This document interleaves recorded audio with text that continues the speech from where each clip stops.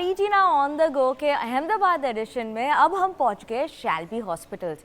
Health care sector, hospital sector काफ़ी important है क्योंकि उसकी इंफ्रास्ट्रक्चर हमारे देश में काफ़ी बढ़ रही है। और वहाँ पे बात करें तो शैल्बी हॉस्पिटल्स की पहली हॉस्पिटल जो शुरू हुई थी वो अहमदाबाद में थी 1994 में। जॉइंट रिप्लेसमेंट का पहला सिर्फ उनका वो ट्रीट करते थे, पर अब मल्टी स्पेशलिटी हॉस्पिटल बन चुकी है, तो काफ़ी सारी स्पेशलिटीज़ वो सपोर्ट करते हैं और वहाँ पे उनकी ये अभी उनकी ये इम्पोर्टेंस बढ़ गई है ये देश में। और इसकी वजह से आज हम बात करने वाले हैं हॉस्पिटैलिटी सेक्टर पे। शैल्बी हॉस्पिटल्स की जर्नी अहमदाबाद से अभी कहाँ पहुँच गई है, ये सब बात करेंगे हम प्रेसिडेंट शैल्बी हॉस्पिटल शनय शाह के साथ।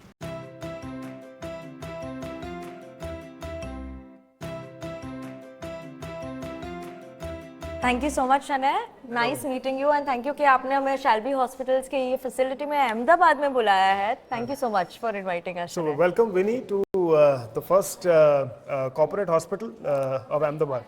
Thank you so much. और कॉर्पोरेट हॉस्पिटल फर्स्ट, अहमदाबाद की ये फर्स्ट कॉर्पोरेट हॉस्पिटल थी। शैल्बी ने स्टार्ट किया था 1994 में जी। रिप्लेसमेंट वहाँ से स्टार्ट किया था। आज कितनी सारी स्पेशलिटीज हो चुकी है, तो थोड़ी आपकी जर्नी के बारे में बात करते हैं। और आपकी जर्नी 1994 से अब 10 लोकेशंस में आप पहुंच चुके हो, तो आपकी जर्नी क्या थी और ये मल्टी स्पेशलिटी पे आप कैसे पहुंचे? जी, सो 6 बेड की फैसिलिटी से डॉक्टर शाह ने शुरुआत की थी 94 में। आज ऑफ कोर्स हम लोग करीब 2500 बेड ऑपरेट कर रहे हैं। एंड जो बेसिकली थॉट प्रोसेस था उस समय जो जब शुरुआत करी थी तब ये था कि इंडिया में जॉइंट रिप्लेसमेंट कैसे लाया जाए, बिकॉज उस समय इंडिया करीब 300 जॉइंट रिप्लेसमेंट कर रहा था। तो एट दैट टाइम अगर कोई बोलता कि इंडिया के जॉइंट रिप्लेसमेंट करना है तो मतलब कोई लंबा स्कोप नहीं था, सोच भी नहीं पाते थे इतना सारा। सोच भी नहीं पाते थे। सो फ्रॉम दैट पर्सपेक्टिव वहाँ से शुरू किया। प्रैक्टिस बहुत अच्छी चली, अच्छे रिजल्ट्स मिले पेशेंट्स को। एंड जब पेशेंट्स आते थे तब कई लोग को डायग्नोसिस के बाद मालूम पड़ता था कि कोई और चीज़ की उनको रोग है, बीमारी है।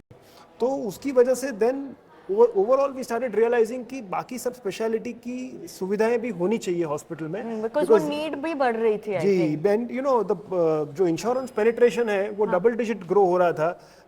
अभी आपके मेरे पेरेंट्स हैं, उनकी ट्रीटमेंट हम यही चाहेंगे कि अच्छे इंफ्रास्ट्रक्चर में हो जब इंश्योर्ड है। तो basically from that perspective demand थी, सप्लाई नहीं था। तो द आइडिया वाज कि हम सप्लाई कैसे क्रिएट करें। तो आज हम देख रहे हैं कि करीब 11 हॉस्पिटल हमारी पूरे इंडिया में फैली हुई है, मल्टी स्पेशलिटी सुविधाएं देते हैं। एंड ये सब अलग अलग लोकेशंस पे है इंडिया। बिल्कुल। तो ये हम जो डिमांड सप्लाई की बात कर रहे हैं, क्योंकि ओवरऑल हॉस्पिटल सेक्टर या हेल्थ केयर सेक्टर वहाँ पे नीड काफ़ी है, right, compare to the supply. और प्रोफेशनल्स की बात करें तो वो क्या आपको इम्प्रूव होते दिख रहा है या अभी थोड़ा टाइम लगेगा in terms of health care infrastructure? Metro में आ चुका है, but tier 1, tier 2, 3 and beyond वहाँ पे कैसे लग रहा है? As they say India is like an elephant, तो थोड़ा टाइम लगता है मूव करने में। बट अगर हम देखें पिछले 30 साल का हमारा एक्सपीरियंस, तो 94 से 2024 में इतनी प्रगति की है हमने कि बेसिकली आगे का समय भी बहुत पॉजिटिव लग रहा है।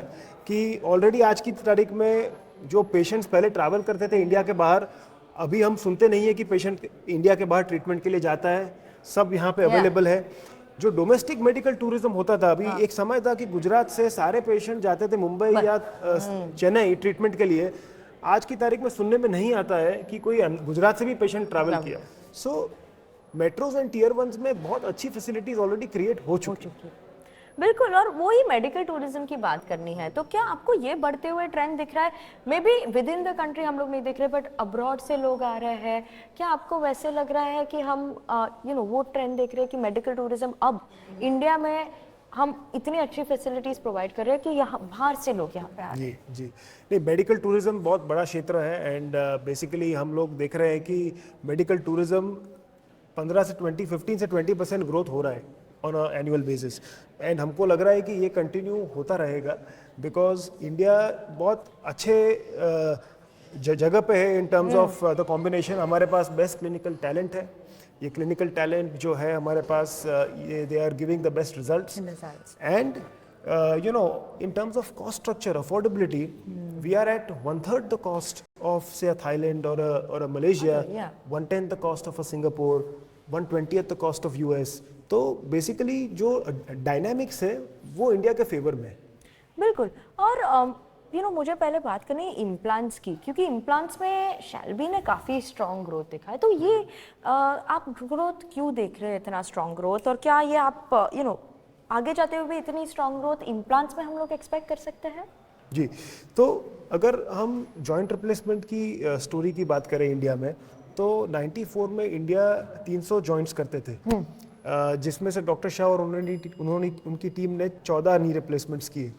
आज की तारीख में India is doing 300,000 joint replacements, out of which doctor Shah and his team are doing 15,000, right. तो basically the CAGR growth is almost 30% plus. So idea is that इसमें हॉस्पिटल्स का भी ग्रोथ हुआ है, इम्प्लांट कंपनीज का भी ग्रोथ हुआ है, और इसकी वजह से हमको लग रहा है कि आज की तारीख में अगर इंडिया का अफोर्डिंग पॉपुलेशन हम माने कि 350 मिलियन है, जो यूएस की सेम साइज का पॉपुलेशन है, तो आज की तारीख में हम 1/6 of joint replacements of the US कर रहे हैं. तो इतना अपसाइड अभी भी है इस सर्जरी में, बिकॉज अभी तक इतना पेनिट्रेशन हुआ नहीं. सो ये पेनिट्रेशन का जो ग्रोथ होगा इंडिया में, तो ये राइड करने के लिए हम एक इम्प्लांट कंपनी भी लिए है यूएस में. ये करीब 2.5 साल पहले हमने लिया. तो इसको हम बेसिकली यूएस, इंडिया, इंडोनेशिया और जापान में आज की तारीख में फोकस करके इस पे काम करें. तो क्या ये 30% से ज्यादा ही होगा फिर ग्रोथ आगे जाते हुए ओवरऑल इम्प्लांट्स के लिए, बिकॉज इतनी अपॉर्चुनिटी है, तो उससे बेटर हो सकता है? जी, तो इंडिया में 15-20% ऑर्थोपेडिक में तो ग्रोथ मिल ही रहा है आज की तारीख में, और वो हम मान रहे हैं कि कंटिन्यू करेगा.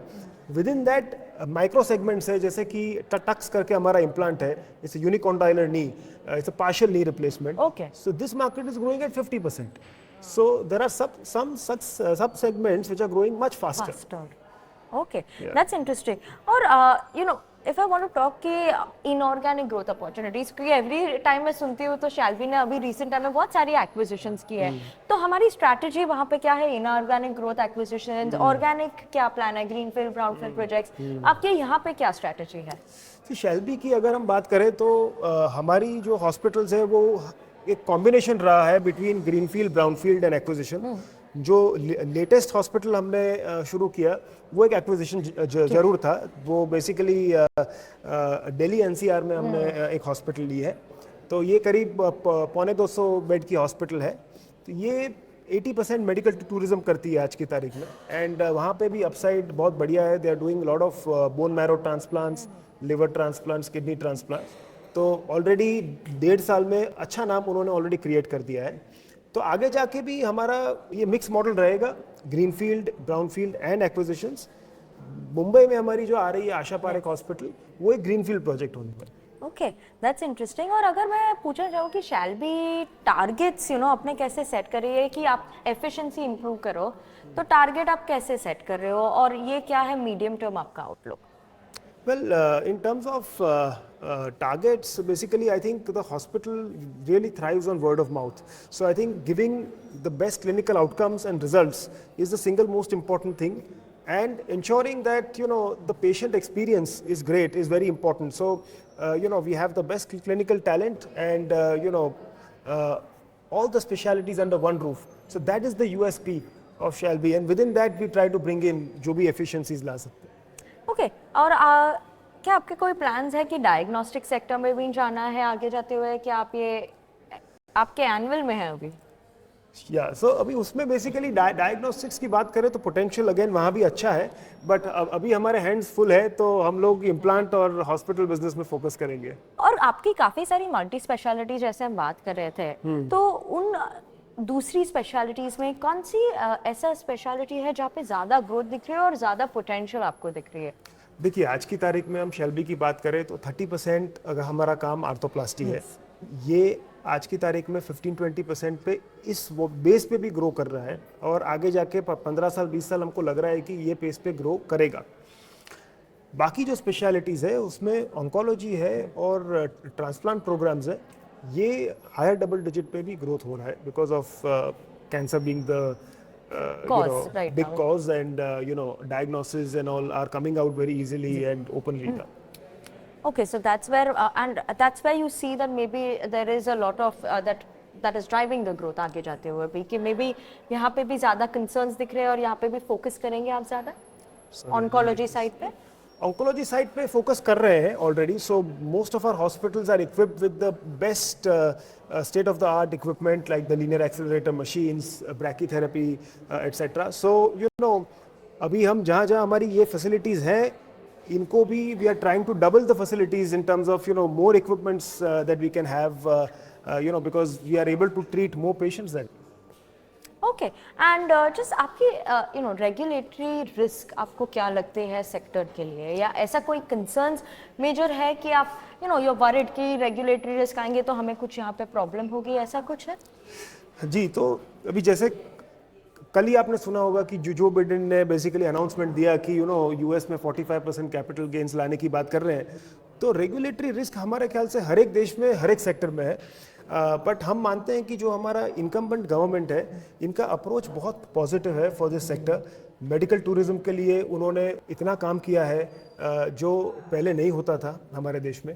तो बेसिकली हमारा मानना है कि गवर्नमेंट जो है वो they will take a balanced view in light of the fact कि we are draining lot of medical tourism from outside the country and we are able to give some of the best services in the country. Absolutely. और दो सवाल अहमदाबाद पे अभी पूछती हूँ. काफ़ी हो गया सेक्टर के बारे में. अहमदाबाद की बात करो तो आपकी ऐसी कौन सी फेवरेट जगह है जहाँ आप अहमदाबाद में जाते हो सुकून मिलता है? ऐसी कौन सी वन प्लेस इन अहमदाबाद जाना चाहिए? वेरी ऑनेस्टली मैं हमारे घर में इतना बढ़िया गार्डन है and we have such nice greenery there that I kind of relax most of the time. Home is where the heart is then. Home is where the heart is, absolutely. અને ગુજરાતીમાં હવે answer કરી દો કે હું ખાવાનું ક્યાં ખાઉં? સારું એકદમ યમ્મી ખાવાનું ક્યાં ખાવા જાઉં? ખાવાનું તો હું તો સ્વાતિ સ્નેક્સ જઉં છું. સ્વાતિ સ્નેક્સમાં તો હું ખાઈશ પાનકી ને બીજું ક્યાં ખાવા જાઉં? બીજું ક્યાં ખાવા જાઉં? આટલી ગરમીમાં ભાવગીરનો બરફનો ગોળો ખાવો જોઈએ. બરફનો ગોળો ખાવાની છું હું. તમે બી ખાઓ. थैंक यू सो मच अने कि आप हमारे साथ जुड़े ईटी नाउ स्वदेश में ये special edition of ET Now on the go में. Thank you for having me. Thank you.